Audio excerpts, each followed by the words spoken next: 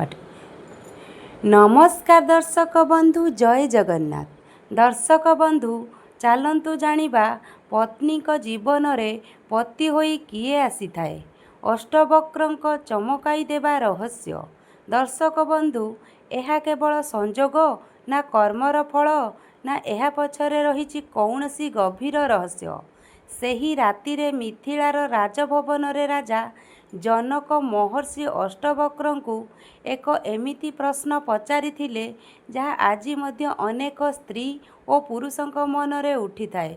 स्त्री जीवन रे स्वामी होई किए आसी थाए, आउ जेउ उत्तर मिलिथिला ता जन्म जन्मांतरर रहस्य उपरु परदा हटाई देइथिला। नमस्कार दर्शक बंधु, आपण समस्तंकु आम चैनल सोना ऋतु लाइफस्टाइल को स्वागत।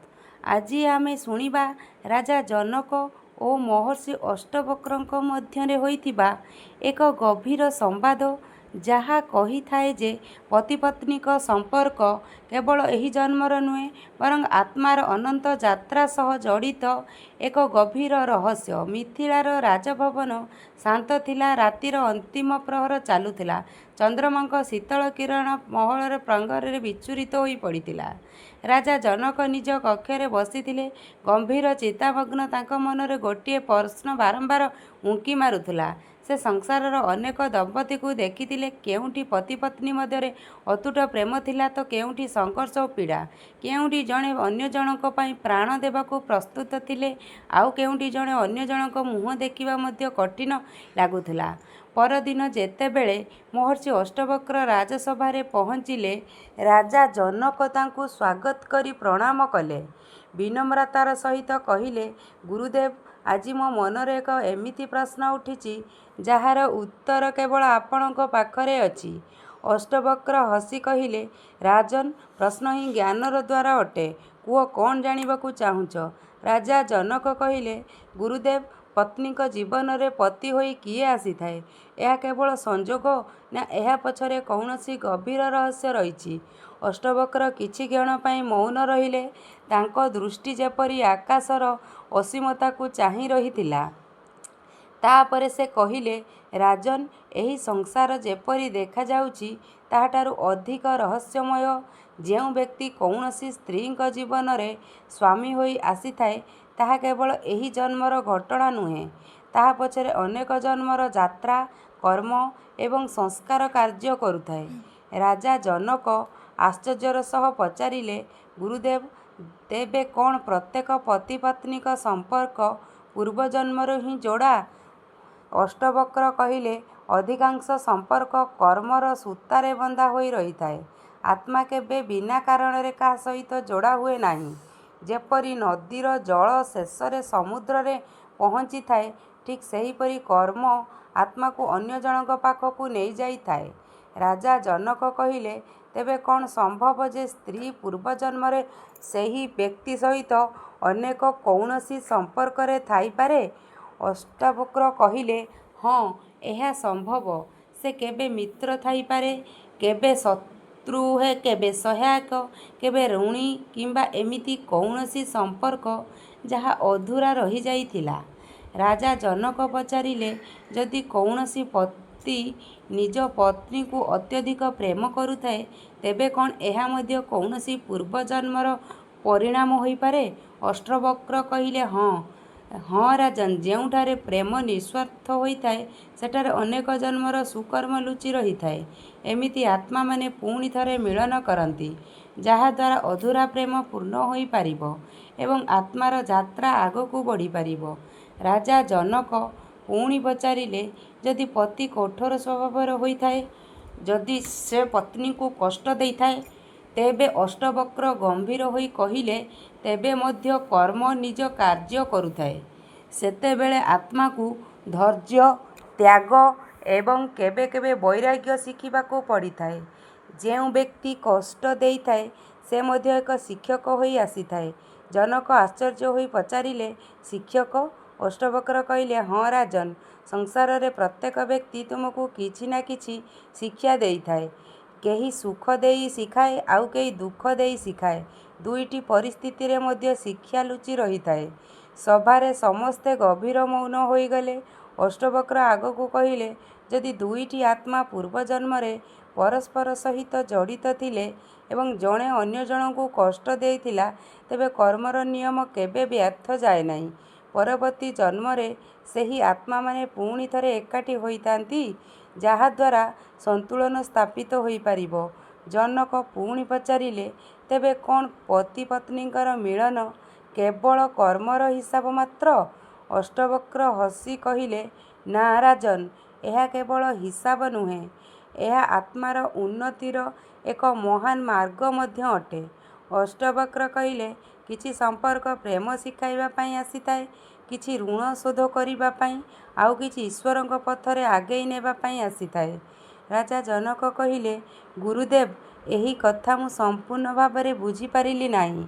ଅଷ୍ଟବକ୍ର କହିଲେ, ଶୁଣ ରାଜନ୍, ଯଦି କୌଣସି ପତି ନିଜ ପତ୍ନୀକୁ ସତ୍ୟ ହୃଦୟରୁ ସମ୍ମାନ କରେ, ତାଙ୍କ ଦୁଃଖରେ ସାଥୀ ହୋଇ ଠିଆ ହୁଏ ଏବଂ ତାଙ୍କୁ ଉନ୍ନତିର ପଥରେ ପ୍ରେରିତ କରେ, ତେବେ ସେ କେବଳ ଜଣେ ପତି ନୁହେଁ, ବରଂ ଈଶ୍ୱରଙ୍କ ଦ୍ୱାରା ପଠାଯାଇଥିବା ଏକ ମାଧ୍ୟମ ଅଟେ।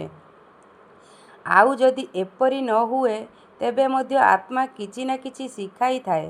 ଜନକ ପଚାରିଲେ, କ'ଣ ଏହା ସମ୍ଭବ ଯେ ଜଣେ ସ୍ତ୍ରୀଙ୍କ ପୂର୍ବଜନ୍ମର ଶତ୍ରୁ ଏହି ଜନ୍ମରେ ତାଙ୍କର ସ୍ୱାମୀ ହୋଇ ଆସିପାରେ? ଅଷ୍ଟବକ୍ର କହିଲେ, ହଁ, ଏହା ସମ୍ଭବ।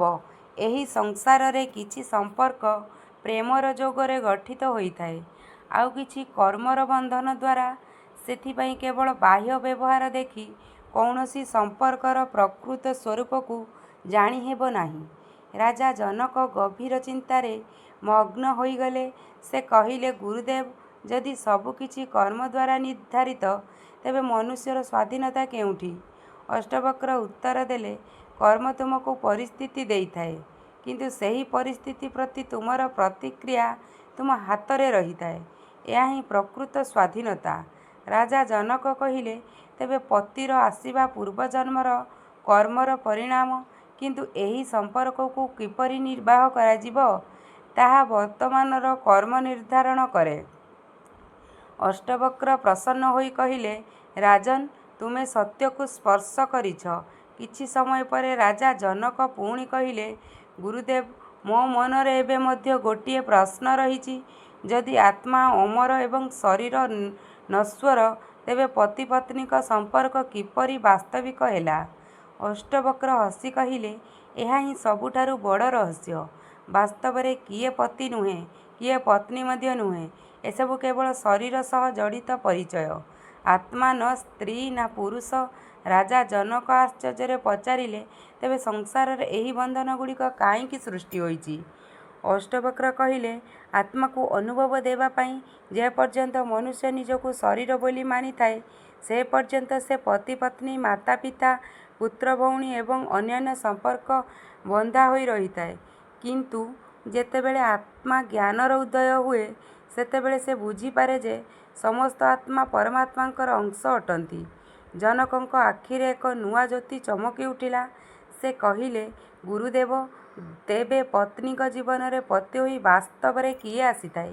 ଅଷ୍ଟବକ୍ର କହିଲେ, ଏକ ଏମିତି ଆତ୍ମା ଯିଏ ତାଙ୍କ କର୍ମର ଫଳ ଏବଂ ତାଙ୍କ ଆଧ୍ୟାତ୍ମିକ ବିକାଶର ସାଧନ ହୋଇଥାଏ। କିନ୍ତୁ ଏହାଠାରୁ ମଧ୍ୟ ବଡ଼ ସତ୍ୟ ହେଉଛି ଯେ ସମସ୍ତ ଆତ୍ମାଙ୍କ ପଛରେ ସ୍ୱୟଂ ପରମାତ୍ମା କାର୍ଯ୍ୟ କରୁଛନ୍ତି। ସେଥିପାଇଁ ପତି ହୋଇ ମଧ୍ୟ ସେହି ଆସନ୍ତି, ମିତ୍ର ହୋଇ ମଧ୍ୟ ସେହି ଆସନ୍ତି ଏବଂ ଶତ୍ରୁ ହୋଇ ମଧ୍ୟ ସେହି ଆସନ୍ତି। ରାଜା ଜନକ ବିନମ୍ରତାର ସହିତ ପଚାରିଲେ, ଗୁରୁଦେବ, ଯଦି ମୁଁ ଏହି ସମଗ୍ର ରହସ୍ୟକୁ ଗୋଟିଏ ବାକ୍ୟରେ ବୁଝିବାକୁ ଚାହେଁ, ତେବେ ଆପଣ କ'ଣ କହିବେ? ଅଷ୍ଟବକ୍ର କିଛି କ୍ଷଣ ପାଇଁ ଆଖି ବନ୍ଦ କରି ମୌନ ରହିଲେ। ତାପରେ କହିଲେ, ରାଜନ୍, ପତ୍ନୀଙ୍କ ଜୀବନରେ ପତି ହୋଇ ବାସ୍ତବରେ ସେହି ଆତ୍ମା ଆସିଥାଏ, ଯାହାଦ୍ୱାରା ସେ ନିଜ କର୍ମକୁ ପୂର୍ଣ୍ଣ କରିପାରିବ, ନିଜ ସଂସାରକୁ ପରିପକ୍ୱ କରିପାରିବ ଏବଂ ନିଜ ଆତ୍ମିକ ବିକାଶ ଯାହାର ଆବଶ୍ୟକତା ନଥାଏ, ସେହି ଆତ୍ମା ତାଙ୍କ ଜୀବନରେ ଆସିଥାଏ। କିନ୍ତୁ ଅନ୍ତିମ ସତ୍ୟ ଏହାଠାରୁ ମଧ୍ୟ ଆଗକୁ ଅଛି। ଜନକ ଉତ୍ସୁକତାର ସହ ପଚାରିଲେ, ଗୁରୁଦେବ, ସେହି ଅନ୍ତିମ ସତ୍ୟ କ'ଣ? ଅଷ୍ଟବକ୍ର କହିଲେ, ଅନ୍ତିମ ସତ୍ୟ ହେଉଛି କେହି କାହାର ପତି ନୁହେଁ, କେହି କାହାର ପତ୍ନୀ ମଧ୍ୟ ନୁହେଁ। ସମସ୍ତ ଆତ୍ମା ପରମାତ୍ମାଙ୍କ ଦିଗରେ ଯାତ୍ରା କରୁଛନ୍ତି। କିଛି ସମୟ ପାଇଁ ସେମାନେ ପରସ୍ପର ସହିତ ହାତ ଧରନ୍ତି, ସାଙ୍ଗରେ ଚାଲନ୍ତି, ପରସ୍ପରକୁ ସହାରା ଦିଅନ୍ତି, ଶିକ୍ଷା ଦିଅନ୍ତି ଏବଂ ପୁଣି ଆଗକୁ ବଢ଼ି ଯାଆନ୍ତି। ରାଜା ଜନକଙ୍କ ଆଖିରୁ ଲୁହ ଝରି ପଡ଼ିଲା। ତାଙ୍କୁ ଅନୁଭବ ହେଲା ଯେ ସମ୍ପର୍କକୁ ନେଇ ତାଙ୍କର ସମଗ୍ର ଦୃଷ୍ଟିକୋଣ ବଦଳି ଯାଇଛି। ଅଷ୍ଟବକ୍ର ପୁଣି କହିଲେ, ଯେ ପର୍ଯ୍ୟନ୍ତ ମନୁଷ୍ୟ ନିଜକୁ କେବଳ ଶରୀର ବୋଲି ଦେଖେ, ସେ ପର୍ଯ୍ୟନ୍ତ ସେ ବନ୍ଧନରେ ରହିଥାଏ। ଯେତେବେଳେ ସେ ଆତ୍ମାକୁ ଦେଖିବା ଶିଖିଯାଏ, ସେତେବେଳେ ସେ ପ୍ରେମମୟ ହୋଇଯାଏ ଏବଂ ଯେତେବେଳେ ସେ ସମସ୍ତ ଆତ୍ମାଙ୍କ ମଧ୍ୟରେ ପରମାତ୍ମାଙ୍କୁ ଦେଖିବା ଆରମ୍ଭ କରେ, ସେତେବେଳେ ତାଙ୍କର ସମସ୍ତ ପ୍ରଶ୍ନ ସମାପ୍ତ ହୋଇଯାଇଥାଏ। ରାଜା ଜନକ ନିଜ ସିଂହାସନରୁ ଉଠି ମହର୍ଷି ଅଷ୍ଟବକ୍ରଙ୍କୁ ଦଣ୍ଡବତ ପ୍ରଣାମ କଲେ।